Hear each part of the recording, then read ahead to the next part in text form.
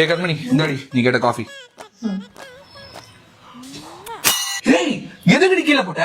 ஒரு தடவை குடிச்ச கிளாஸ திருப்பி குடிக்க மாட்டேன். நோட் பண்ணிக்கோ. அட பைத்தியமே. ஏய் கண்மணி உன் போன் ரி. ஹலோ. ஓகே. ஏய் போன் ரி. ஒரு தடவை பேசின போன்ல திருப்பி பேச மாட்டேன். மேடம் பட்டு புடவை அயன் பண்ணி ரெடியா இருக்கு.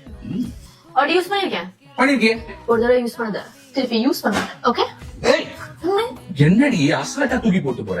இந்த மாதிரி பட்டு புடவை 25-30 வீட்டுல தூங்கிட்டு இருக்கு. நீ என்னன்னா குப்பை மாதிரி தூக்கி போட்டு போற? இதெல்லாம் காசு யாரு? உங்க அப்பாவை தருவாரு? எங்க அப்பா தர மாட்டாரு. அவங்க தருவாங்க. எவங்க? வா.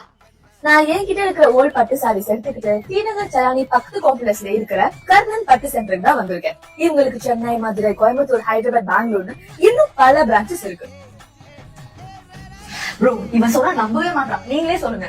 ஆமா ப்ரோ, ஓல்டு பட்டு சாரீஸ்லாம் நம்ம கேஷ் தரோம். ப்ரோ நிஜமாவா சொல்றீங்க? அத கொடுங்க ப்ரோ.